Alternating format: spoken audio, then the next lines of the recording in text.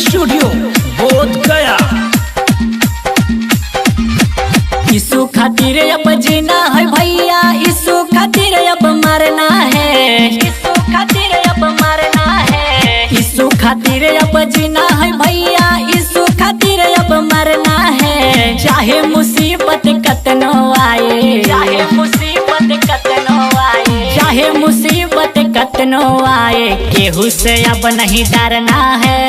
चाहे मुसीबत कतनो आए, केहू से अब नहीं डरना है।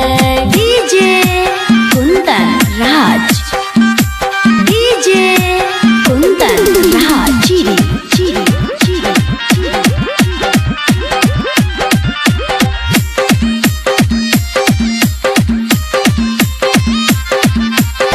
चाहे आधी रात चाहे होई दोपहरिया, यीशु जी के नाम भजब आठो हम पहरिया, यीशु जी के नाम भजब आठो हम पहरिया।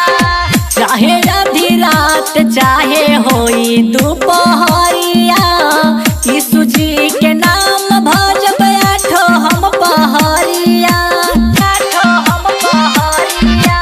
उसी में जीना है, उसी में मरना है, उसी में सब कुछ करना है। उसी में जीना है, उसी में मरना है, उसी में सब कुछ करना है। चाहे मुसीबत कतनो आए, कतनो आए, चाहे मुसीबत कतनो आए, केहू से अब नहीं डरना है।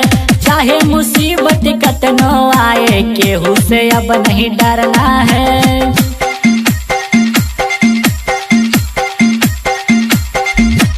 DJ Kundan Raj, DJ Kundan Raj, चिरी चिरी चिरी चिरी।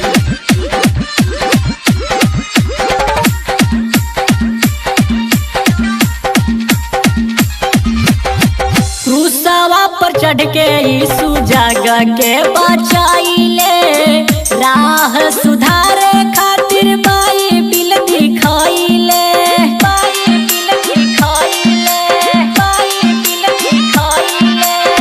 क्रूसवा पर चढ़ के यीशु जग के बचाइले, राह सुधारे खातिर बाइबिल दिखाइले, बाइबिल दिखाइले।